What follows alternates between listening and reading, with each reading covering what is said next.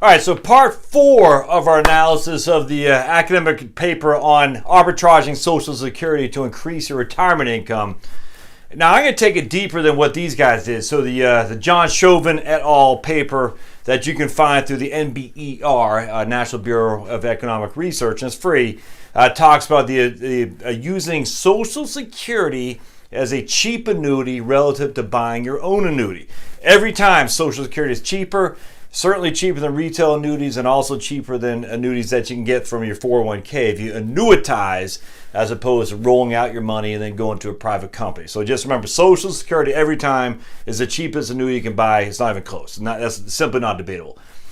So as we're thinking about it, it's like, well, what happens if instead of John, remember John last time, if you didn't follow him last time, the last video, go back because I talked about John versus Jane.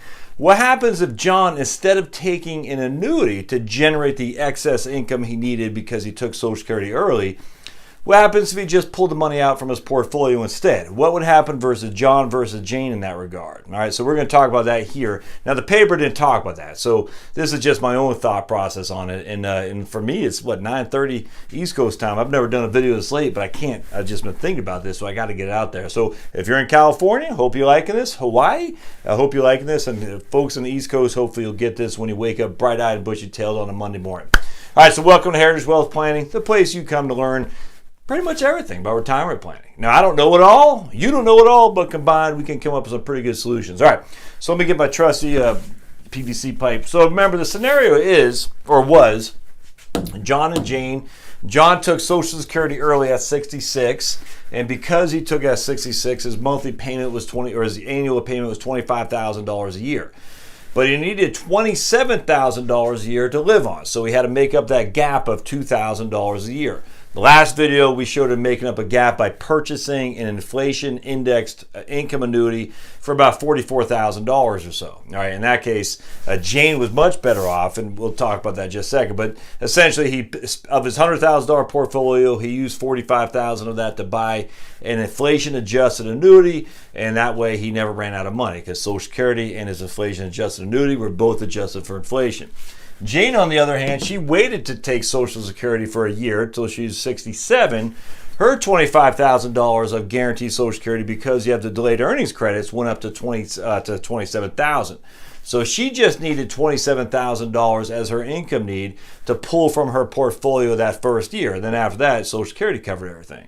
So Jane was about, $7,500, $8,000 ahead of John from first year. That was the arbitrage, that by deferring Social Security, you can make an $8,000 gain. Now, if you factor that over time, at I forgot what interest rate I used, I think 6%, Jane was about $25,000 ahead of John, just by that one simple scenario, with less risk, actually, because Social Security is less risky than a private annuity company. All right, so in this case, Jane, again, because she didn't take Social Security until year 2, when she's 67, she had to pull $27,000 from her $100,000 portfolio.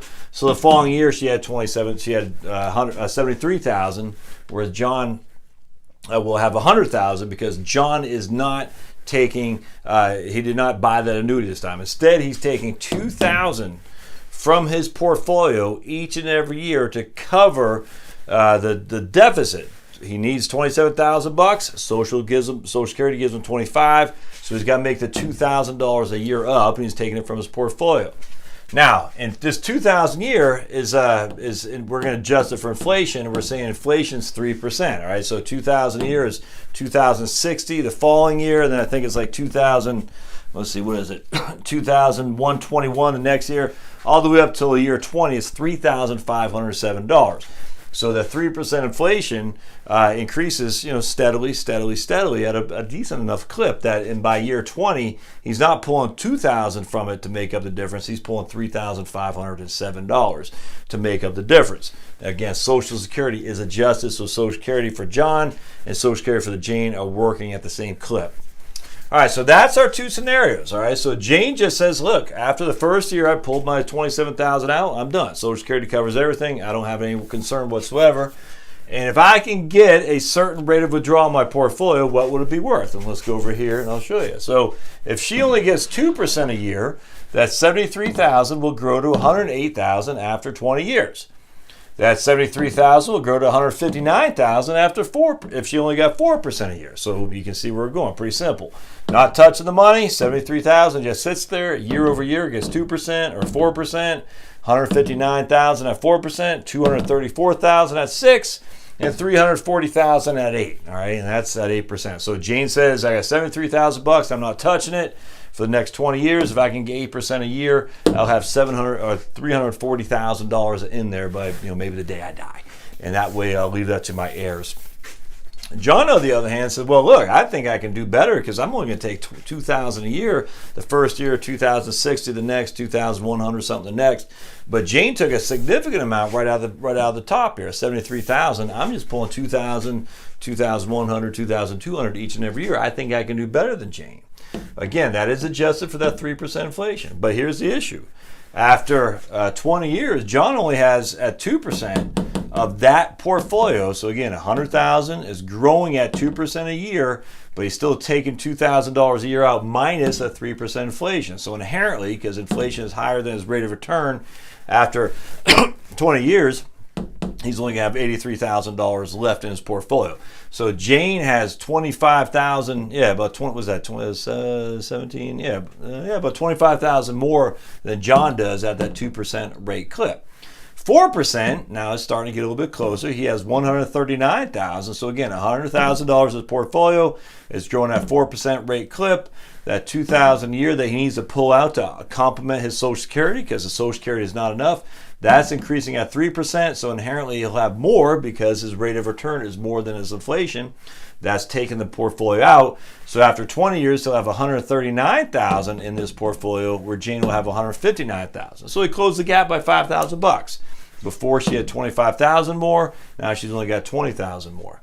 All right, at 6% a year, John's got $221,000 in his portfolio, and Jane had $234,000. So here's $13,000 difference. And then finally, year 20 at 8%, John finally beats Jane. He has $342,000, and Jane has $340,000. Now that's assuming a linear rate of return across the board.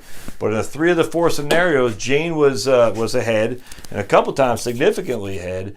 $25,000. $20,000, and then here's $13,000. So again, that's pretty significant. You're in the 5 figures, and only in the last time was John ahead of Jane in terms of having more in his portfolio than she did, and only because he got a higher rate of return. Now, if you change it for inflation being 2%, that'd make John look better. If you change for inflation at 4%, that'd make John look worse, because inflation is eating this right here, but it's not touching Jane whatsoever. So the higher inflation, the worse it'll make John. The lower inflation, the higher it'll make John, the better make John look. But again, only at 8% a year did he get a better rate of return than Jane when they both died, essentially 20 years hence. And that's the difference. And don't forget, too, Jane's got no risk. I mean, everything to her is guaranteed by the government. You can't get a more risk-free income than a government pension. You just can't, because the federal government is on the hook. There's no riskier or safer investment you can make than guaranteed from the government.